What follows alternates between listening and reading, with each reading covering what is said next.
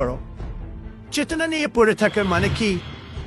চেতনা কি কোনো নতুন অ্যাপ নাকি যা আপডেট করতে করতে ব্যাটারির চার্জ ফুরিয়ে যাবে? আমেরিকানরা যদি প্রতিদিন স্বাধীনতা যুদ্ধ নিয়ে পড়ে থাকত, তাহলে আমরা আজ এত বড় শক্তি হতে পারতাম। আমরা ব্রিটিশদের বিরুদ্ধে রক্তক্ষয়ী যুদ্ধ করেছি, কিন্তু আজ ব্রিটেন আমাদের অন্যতম সেরা বন্ধু। আর তোমরা পাকিস্তান নিয়ে এত বিদ্বেষ কেন? 1971 তো ইতিহাস, 21 সালে এসে এখনো একাত্তর করছো। এটা আমি সারা বিশ্বে কোথাও দেখিনি। উঠতে বসতে শুতে এতবার 71 বলছো যে মনে হয় ইতিহাস বইও ঘুমিয়ে পড়েছে। শেখ মুজিব ও তার কন্যা হাসিনা এই চেতনার ইনজেকশন পুশ করে তোমাদের অচেতন করে নিয়ে দেশটাকে তলাবিহীন জুড়িতে পরিণত করেছে। সেই চেতনার ব্যবসা আবার ঘুরে দাঁড়াতে শুরু করেছে আরেকটি দলের হাত ধরে। আমার অনুরোধ, চেতনার ব্যবসাকে শেয়ার বাজারে ওপেন করে দাও।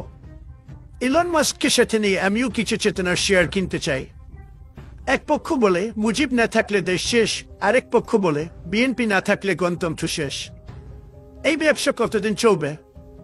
চেতনা কি সেরা হিট গান নাকি যে বারবার রিমিক্স হচ্ছে? আর বলো তো, আমরা কি কানাডাকে আমাদের সমুদ্রবন্দর ব্যবহারের অনুমতি দিয়েছি বিনামূল্যে?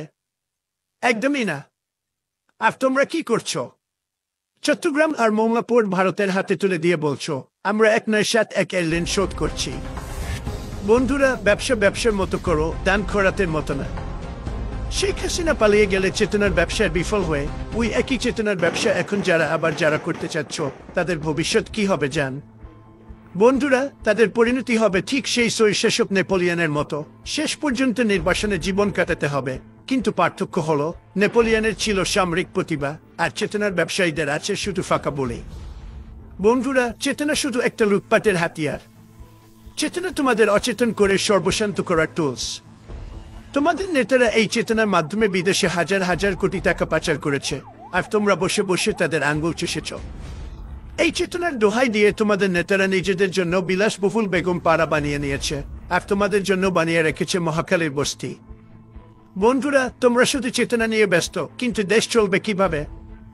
সড়ক মহাসড়ক তো ভারতের জন্য ফ্রি খুলে দিচ্ছ, অথচ নিজের দেশে মানুষ ঘন্টার পর ঘন্টা জ্যামে বসে থাকে।